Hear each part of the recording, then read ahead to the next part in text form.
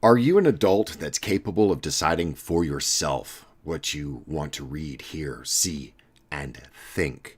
Which authors, journalists, influencers, or organizations you'd like to investigate?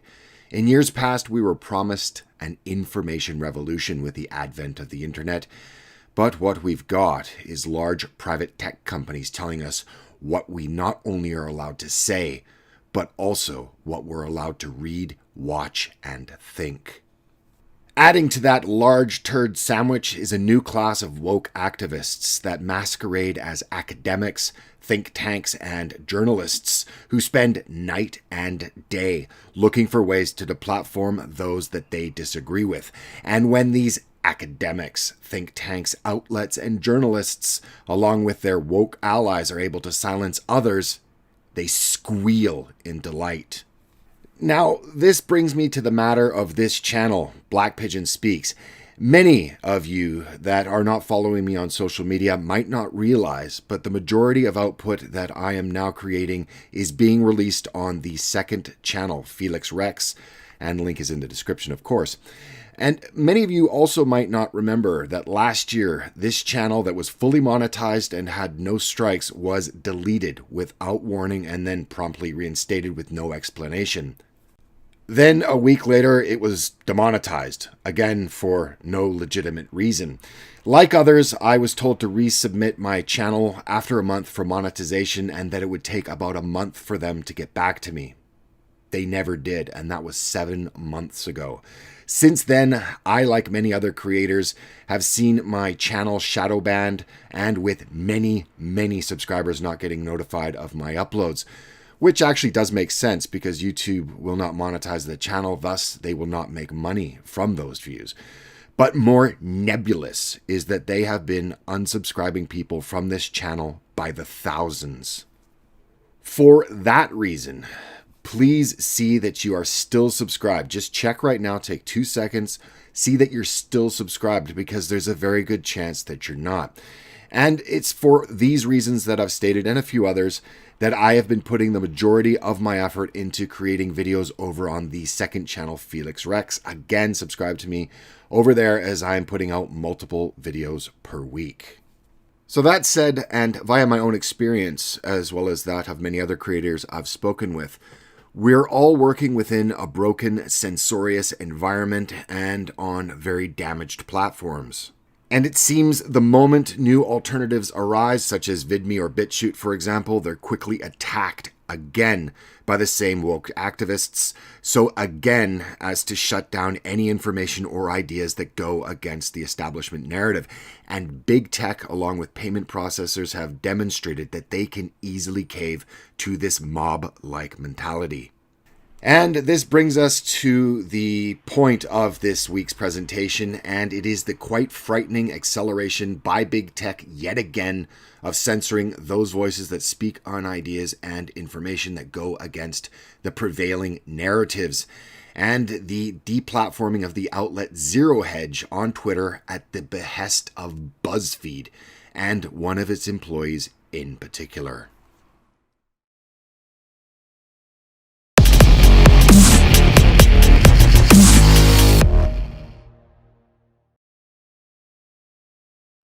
Zero Hedge, the popular economics and commentary outlet, was recently and summarily banned by Twitter after a hit piece that was written by one BuzzFeed journalist, and I use that word sparingly.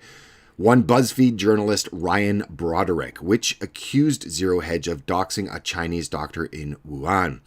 This fallacious fake news ran with the byline that Zero Hedge had doxed the scientist and published his name, photo, email, and telephone number, and were spreading it across American social media. Twitter used this obvious fake news to rid the platform of Zero Hedge, and in short order, Broderick and his fellow quote journalists, closed quote, were squealing with delight over social media at their accomplishment. Yes, so-called journalists were celebrating the censorship of another outlet by big tech at their behest. Twitter originally banned Zero Hedge for what it said was their violation of the rules against abuse and harassment, that meaning their doxing of the Chinese doctor. Turns out, however, the Chinese scientist that was part of the Zero Hedge piece was not doxed, and that all of the information that was used in the piece, including the scientist's name, phone number, photo, and email address, is available publicly on the Wuhan Institute of Virology website itself. Thus, despite spreading fake news, that being spread by Ryan Roderick, that Zero Hedge had doxed the Chinese scientist in Wuhan, no such doxing had taken place. All of the information presented is already a matter of public record and was provided as a biography by the Institute of its employees and that said scientist in particular, who is in fact a public figure. The second accusation by BuzzFeed is that Zero Hedge is a pro-Trump blog that is spreading fake news by reporting on the coronavirus and the possibility that it was not created in a vat of bat soup, but might have escaped a virus laboratory in Wuhan. Now, this is where the intersection of woke activism and what seems to be their unquestioning adherence to official narratives and large tech wishing to suppress questioning, independent thought, and differing accounts of methodology meet. To be clear to the censors on this platform, to the censors of YouTube, I am not expressing my opinion one way or the other. It's very clear that thinking outside of the box, independently or even questioning the tenets of the official narrative on this and many other topics will be met with deplatforming. Thus, I'm only reporting on what other news outlets and experts have said and reported and leave it to my audience to decide for themselves. And this is pretty much the point. Woke activists outlets like BuzzFeed do not believe that you as an adult should be allowed to make that choice yourself. And many of the woke employees in big tech agree with them. So much so that even Mark Zuckerberg has recently said that the list of what you're not allowed to talk about is getting bigger and bigger every day, and that his company's attempt at overt oppressive censorship of people's freedom of speech has been overreach.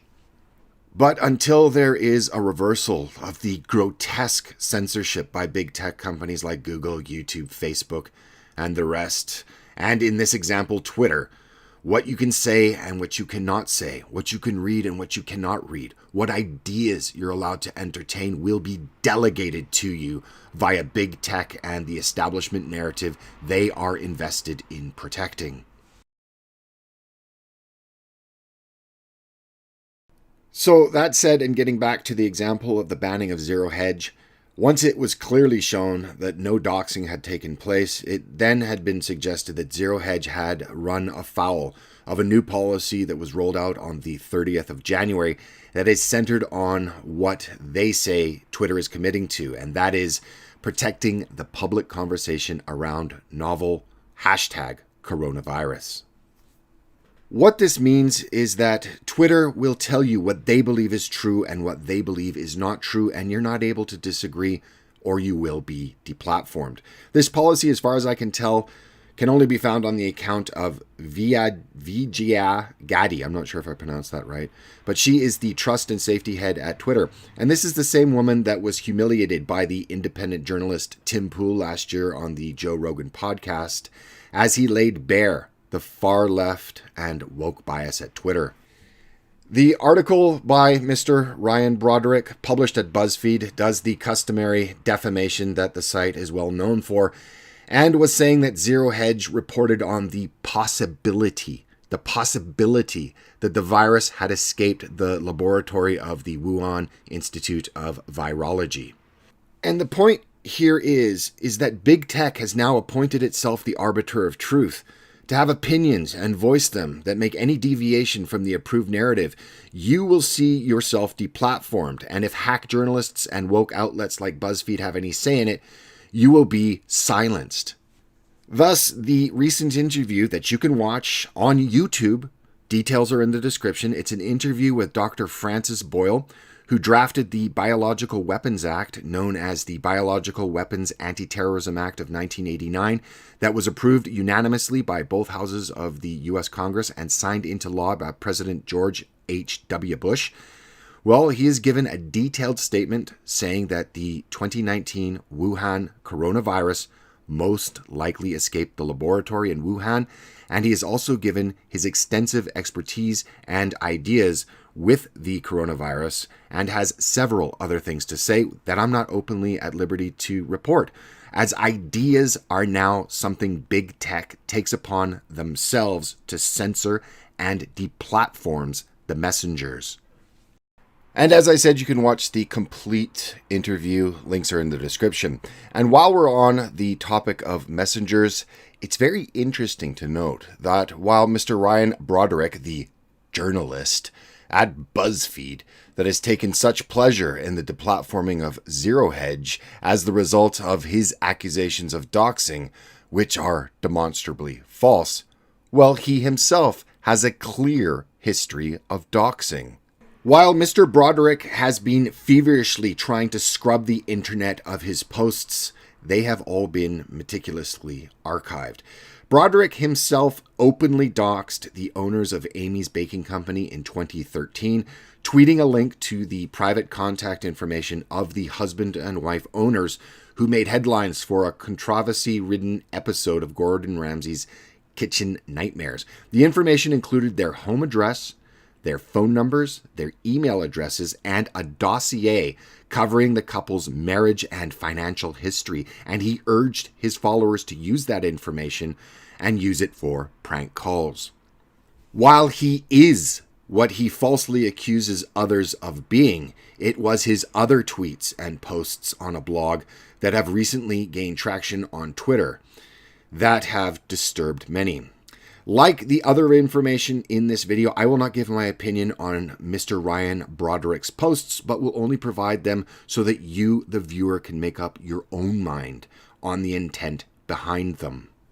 This is a senior reporter for BuzzFeed that believes outlets that he disagrees with should be deplatformed. This is the woke advocate journalist that believes his beliefs give him the moral high ground, and that anyone who thinks differently or questions the establishment narrative needs to be silenced. And when they are, he and outlets like BuzzFeed and his co-workers celebrate. So the question is, do you really want the comrades of BuzzFeed and the politburos of colluding big tech cartels like Twitter, Facebook, and YouTube telling you what you are allowed to think, see, and read? Well, for now, unfortunately, they are the arbiters of truth for the establishment. That is until people wake up and realize there are alternatives. So that's it. That's the end. Remember to check your subscription to me here at Black Pigeon Speaks to see that you are still subscribed. As well, subscribe to me over at Felix Rex. As I said, I will be publishing on that channel significantly more and with more regularity as I am here, but I will still be posting here.